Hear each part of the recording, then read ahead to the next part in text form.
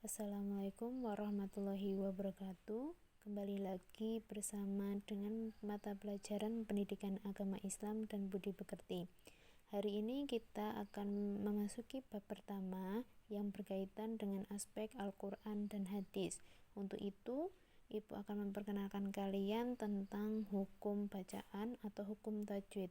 Nah, hukum tajwid apa saja yang akan kita pelajari? Yang pertama itu ada hukum bacaan non mati atau tanwin. Yang kedua ada hukum bacaan mim mati. 3. Alif lam syamsiah dan komariah. 4. Lam jalalah. 5. Ada matopi'i. Memasuki hukum bacaan non mati atau tanwin. Hukum bacaan non mati atau tanwin itu ada 4 macam. Yang pertama ada idhar, 2 idgham, 3 ikhfa, dan yang keempat iqlab. Nah, untuk idhar itu artinya jelas. Jadi ketika ada huruf hijaiyah yang termasuk dalam idhar, berarti itu harus dibaca dengan jelas. Nah, hurufnya apa saja?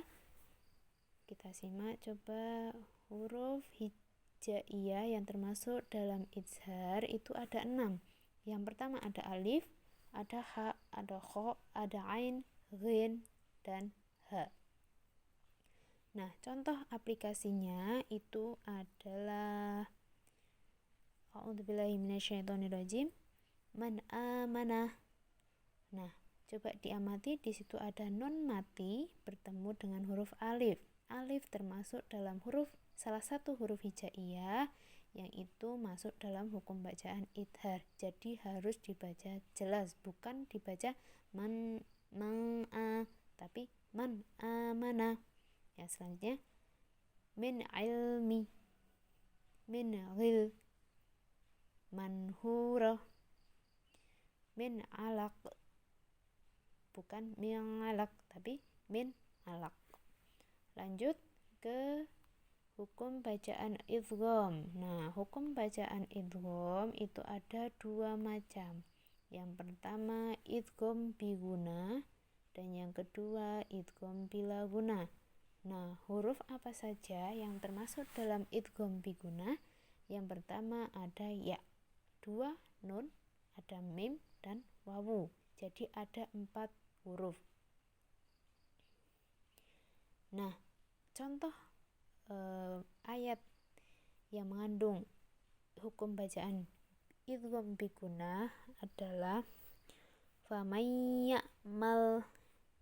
Ada nun mati bertemu dengan huruf ya. Kemudian idgham bila guna. Nah, idgham bila guna ini huruf hijaiyahnya yang termasuk dalam hukum tersebut ada lam dan ro. Apabila ada nun mati atau tanwin bertemu huruf lam atau ro, itu termasuk dalam hukum bacaan idgham bila guna. Contohnya seperti apa? Milladunka, millah, ada nun mati bertemu lam. Jadi nunnya itu seolah-olah masuk dalam lam. Millah, bukan minlah, tapi millah. Seperti itu. Kemudian ada hukum bacaan ikhfa. Nah, ikhfa ini artinya samar. Nah, hurufnya apa saja? Itu ada ta, ada dal, ada to, ada qaf, ada kaf, ada tha, jim, za, sin, shin, shod, do, to, da, dan fa. Nah, contohnya seperti apa? Contoh dari ifa itu min tilqai. Jadi nun mati bertemu ta itu dibaca samar.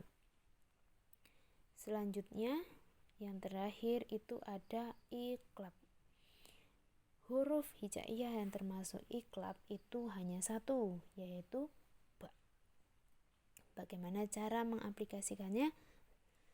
Sami'am basiro. Ada fathah tanwin bertemu dengan huruf ba. Nah, itu dibaca iqlab. Oke, kita lanjutkan. Hukum bacaan mim mati. Nah, untuk mim mati itu ada 3 macam. Yang pertama ada ifa syafawi, kedua idgham mutamasilain, dan yang ketiga ada idhar syafawi. Nah, untuk memudahkan kita dalam mengingat, ifa itu samar. Hurufnya apa? Mim mati bertemu dengan huruf ba. Nah, ini ifa syafawi. Mim mati bertemu dengan huruf ba. Contohnya seperti apa? Wa ma hum bikharijin. Nah, itu ada huruf mim mati bertemu huruf ba. Selanjutnya ada idgham mutamasilain atau idgham mimi. Mim ketemu mim. Ada mim mati bertemu dengan huruf mim. Nah, contohnya seperti apa? Anfusihim min. Ada mim mati bertemu mim.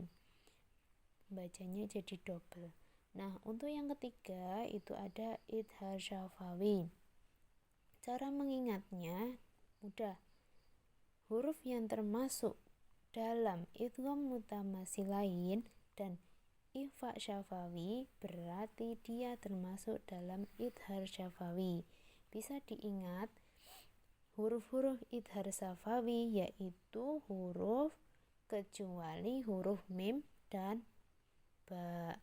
Itu ada apa saja? Ada alif, ta, tha, jim, ha, ho, da, za, ro, za, sin, shin, shodot, todo, ain, ghin, fa, ka, la, nun, wawu, ha, alif, ya. Itu untuk hukum bacaan mim mati. Oke, sampai sini sudah paham? Coba Ibu beri kuis 1. Sebutkan kembali huruf-huruf yang termasuk dalam hukum bacaan non mati yang termasuk dalam idhar. Jawaban bisa ditulis di dalam buku masing-masing. Untuk selanjutnya, hukum bacaan alif lam. Hukum bacaan alif lam itu ada 2 macam, yaitu alif lam qamariyah dan alif lam syamsiyah. Yang membedakan apa? Yang membedakan bisa langsung dilihat di dalam contohnya. Rabbil alamin. Kalau qamariyah alif lamnya itu terbaca jelas, Rabbil alamin. Nah, kalau syamsiyah itu tandanya ilahin nas. Alif lamnya tidak terbaca dan huruf setelah alif lam itu terdapat tanda baca tajwid sehingga dibaca lebur, ilahin nas. Itu yang membedakan antara qamariyah dan syamsiyah. Dibaca jelas itu qamariyah, kalau syamsiyah dibaca lebur. Oke. Selanjutnya ada hukum bacaan lam jalalah. Lam jalalah di sini dibagi menjadi 2, yaitu tafhim dan tarqiq. Nah, untuk bacaan yang tarqiq ini tipis, hanya diawali dengan kasroh sebelum lafaz Allah, billahi. Nah, itu tipis atau tarqiq. Nah, untuk yang tafhim itu dibaca tebal, bacanya menjadi minallahi nasrullah. Itu termasuk lam jalalah tafhim. Oke, yang terakhir berkaitan dengan mad tabi'i. Nah, hukum bacaan mad tabi'i itu ada 3 huruf. Apabila yang pertama ada huruf dhammah bertemu dengan huruf wawu.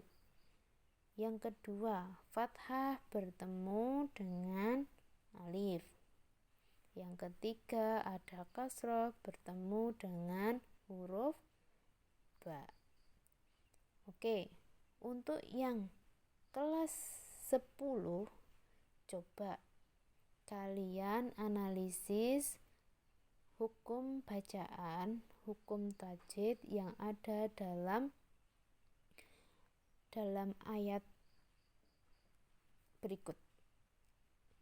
Ini merupakan ayat Quran surat Al-Hujurat ayat 12 ya, bukan ayat 2.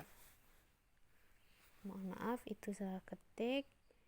Hujurat ayat 12. Coba yang digaris bawahi kalian identifikasikan termasuk dalam hukum bacaan apa. Dan untuk yang kelas 11 coba bisa dilihat, kalian cari hukum tajwid yang ada di dalam potongan ayat Quran surat An-Nisa ayat 59. Oke, sekian dari Ibu. Apabila ada pertanyaan boleh disampaikan via Jabri. Kurang lebihnya Ibu mohon maaf. Akhirul kalam. Wassalamualaikum warahmatullahi wabarakatuh.